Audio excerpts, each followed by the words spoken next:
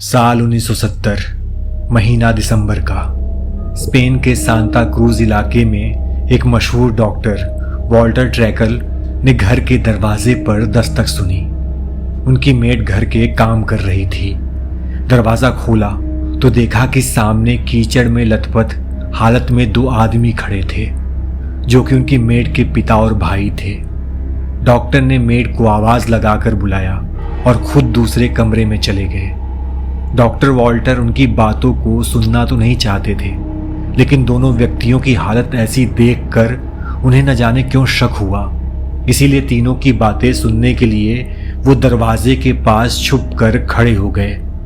जब उन्होंने तीनों की बातें सुनी तो उनके होश उड़ गए और डॉक्टर वॉल्टर भय से स्तब्ध हो गए। उनके दिमाग में ये विचार घूम रहा था कि जो कुछ उसने सुना था उसके बाद वो उस लड़की की मदद कैसे कर सकता है। दरअसल दोनों व्यक्ति उनकी मेड से कुछ लोगों के कत्ल करने की बात कह रहे थे। वही मेड भी खुशी से कह रही थी कि जो कुछ भी आप दोनों ने किया वो सही किया। डॉक्टर ये सब सुनते ही तुरंत पुलिस को फोन मिलाया और पूरी बात बताई। जब तक पुलिस उनके घर नहीं पहुंच गई, डॉक्टर वॉल्टर को हर सेकेंड गुजारना बहुत ही भारी लग रहा था। वॉल्टर को लग रहा था जैसे वो तीनों पुलिस के आने तक भाग ही न जाएं या कहीं घर के अंदर उन्हें भी न मार डालें। तभी पुलिस टीम उनके घर पहुंची। मेड और उसके पिता भाई वॉल्टर के घर पर ही थे। अब पुलिस के आने के बावजूद परिवार कत्ल की बातें कर रहा था। पुलिस ने तीनों को पकड़कर जब पूछताछ की तो पता चला पिता बेटे ने 3 महिलाओं की हत्या कर डाली है।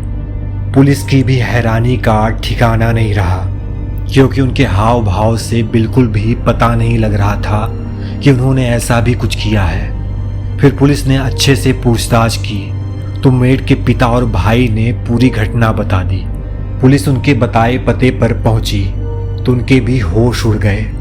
एक अपार्टमेंट के अंदर 3 शव क्षत विक्षत हालत में पड़े हुए थे।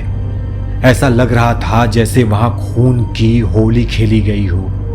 पुलिस भी हैरान थी कि ऐसी भी क्या बात हो गई कि 3 लोगों की इतनी बेरहमी से मर्डर कर दिया गया। इसके बाद पुलिस ने तुरंत शवों को पोस्टमार्टम के लिए भेजा और गिरफ्तार दोनों व्यक्तियों से इन हत्याओं की वजह पूछी। जब दोनों ने वजह बताई तो पुलिस भी दंग रह गई। दरअसल सन 1800 में जैक लॉर्बर द्वारा गठित एक मजहब बना था, द लॉर्बर सोसाइटी, जिसकी शुरुआत जर्मनी के ड्रेसडन शहर में हुई थी। 1930 में हेरल्ड अलेक्जेंडर जॉर्ज रिहले से मिले। उनकी मुलाकात जर्मनी में हैम्बर्ग में हुई। रिहले उस समय लॉर्बर समाज के नेता थे। उनका मानना था कि उनके समूह के बाहर हर कोई मूलतः दुष्ट था। हेरल्ड और उनकी पत्नी डागमार इस समुदाय के सदस्य बन गए। इसके अलावा हेरल्ड अपने नेता जॉर्ज रिहले के करीबी हो गए। रिहले काफी बूढ़े थे और कई बीमारियों से पीड़ित थे। हेरल्ड ने उनके अंतिम दिनों में उनकी देखभाल की और उनकी मृत्यु के बाद घोषणा की कि रिहले ने उन्हें लॉर्बर सोसाइटी का नया नेता नियुक्त किया है। क्या ये वास्तव में ऐसा था या हेरल्ड ने इसे यूं ही उड़ा दिया, ये किसी को नहीं पता है। लॉर्बर समाज की एक पहचान ये है कि इसके सदस्यों का मानना है कि इसके नेता ईसा मसीह से सीधा संवाद कर सकते हैं। इसे महसूस करते हुए कुछ वर्षों बाद हेरल्ड ने घोषणा की कि मसीहा, ईश्वर का निश्चित दूत, जल्द ही पृथ्वी पर आएगा और ये जिस रूप में भी होगा, हर कोई उसे पहचानने के लिए मजबूर हो जाएगा। जब ऐसा होगा, हेरल्ड मसीहा का पता लगाएगा और इसे समुदाय के बाकी लोगों तक पहुंचाएगा। साल 1954 में हेरल्ड और डागमार का फ्रैंक नाम का एक लड़का हुआ। ये वो था जिसे हेरल्ड ने पृथ्वी पर भगवान का दूत घोषित किया था। उनका मानना था कि फ्रैंक की हर मांग को बिना किसी सवाल के पूरा किया जाएगा। आलम ये था कि लोग हेरल्ड की बातों में आकर इस सोसाइटी से जुड़ते ही चले गए और उनके अनुयायियों की संख्या हजारों में हो गई। फ्रैंक जब धीरे धीरे बड़ा हुआ और वो 14 साल का हो गया, इस उम्र में उसे लड़कियों में दिलचस्पी होने लगी। तब उसे पता चला कि अगर उसने सोसाइटी से अलग जाकर किसी के भी साथ कोई संबंध बनाया तो उसे ईश निंदा जैसा अपराध माना जाएगा। तब फ्रैंक ने अपने अनुयायियों को अनुचार करने को कहा और उनसे अपनी माँ और बहन के साथ संबंध बनाने के लिए सभी को प्रेरित किया।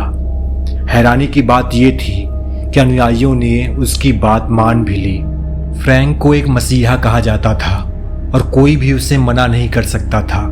इसलिए फ्रैंक की माँ डागमार और तीनों बहनें मरीना, पेट्रा और सबाइना को फ्रैंक की यौन इच्छाओं को पूरा करने के लिए मजबूर होना पड़ा। 1960 के बाद हेरोल्ड और उसके परिवार के बारे में ये बातें फैलनी शुरू हो गई। परिवार को अब समझ आने लगा कि वो कानून के झमेले में फंस सकते हैं। इसीलिए उन्होंने अपना सामान लपेटा और स्पेन में कैनरी आइलैंड चले गए। हालांकि उन्होंने जगह भले ही बदल ली, लेकिन उनकी सोच और आदतें वैसी ही रही। इधर फ्रैंक का पागलपन बढ़ता ही जा रहा था। वो पूरी तरह से बेलगाम हो चुका था। स्पेन जाने के 10 महीने बाद 17 दिसंबर 1970 को फ्रैंक ने घोषणा की कि अब हत्या का समय आ गया है। उसने कहा कि अगर उसके अनुयायी महिलाओं की हत्या करते हैं तो उन्हें स्वर्ग में जगह मिलेगी। उसने तर्क दिया कि महिलाएं स्वाभाविक रूप से दुष्ट होती हैं। अगर अनुयायी उनकी हत्या नहीं करते हैं तो उन्हें स्वर्ग में जगह नहीं दी जाएगी। हत्याकांड की शुरुआत फ्रैंक के परिवार से ही हुई। परिवार की महिलाओं को कहा गया कि वे किसी भी समय मारी जा सकती हैं। जब भी उन्हें कहा जाए कि उन्हें मरना है, वे लोग खुद को समर्पित कर दें। एक रोज फ्रैंक ने अपनी ही मां को हत्या के लिए चुन लिया, क्योंकि उसका मानना था कि उसकी जो भी हालत हुई है उसकी जिम्मेदार उसकी मां ही है। 16 दिसंबर की रात को डैगमार अलेक्जेंडर हमेशा की तरह रात करीब 9 बजे सोने चली गई। वो रात में जागी तो उसने अपने बेटे फ्रैंक को अपने बगल में देखा। फ्रैंक ने धीरे से कहा, समय आ गया है। उसने हैंगर उठाया और अपनी मां के सिर पर दे मारा। डागमार आज्ञाकारी रूप से बिस्तर पर मुंह के बल लेट गई। किसी भी तरह से पिटाई का विरोध नहीं किया। जैसा कि बाद में पता चला, अलेक्जेंडर परिवार का मानना था कि एक महिला शुद्ध नहीं हो सकती।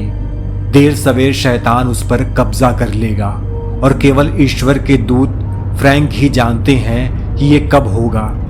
एक महिला की आत्मा को बचाने का एकमात्र मौका शैतान के कब्जे में आने से पहले महिला को मार देना है।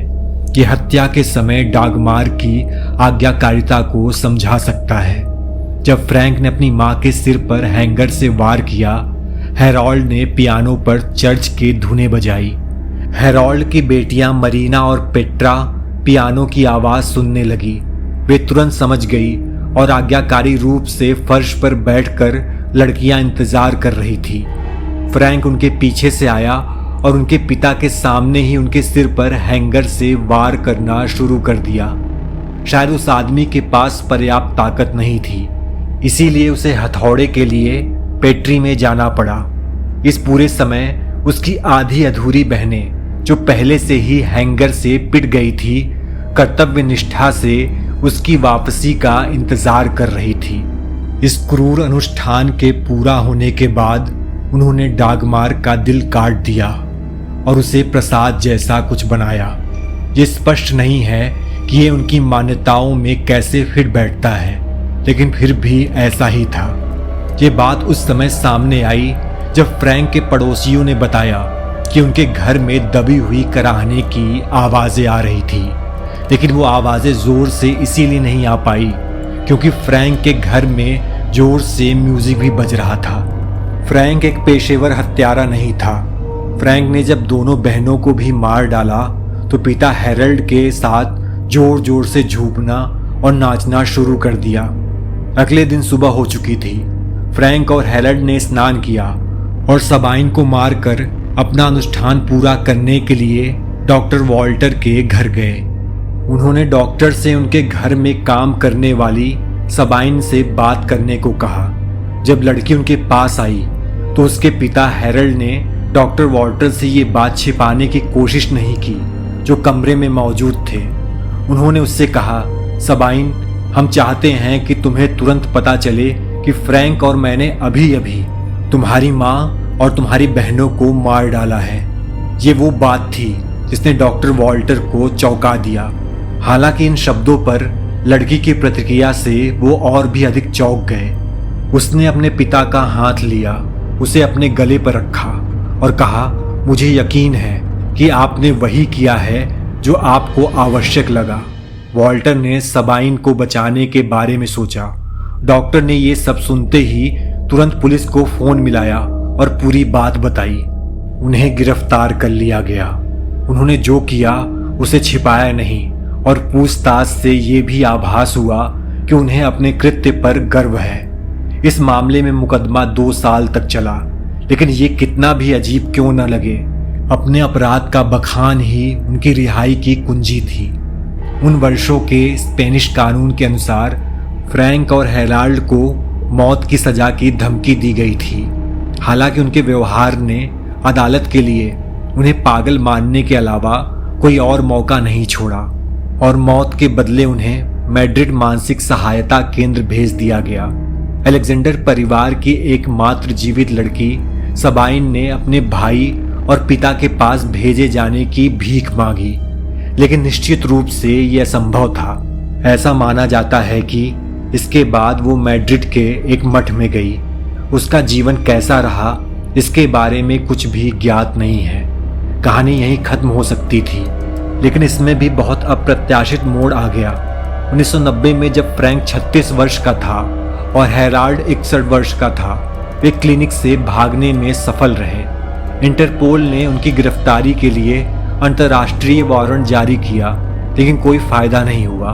वे दोनों गायब हो गए और आज तक पकड़े नहीं गए। किसी का मानना है कि उन्हें लॉर्बर समाज के एक सदस्य ने छुपाया था। दूसरों का मानना है कि उन्होंने सबाइन को ढूंढ लिया और अपना अनुष्ठान पूरा कर लिया, उसे और फिर खुद को मार डाला।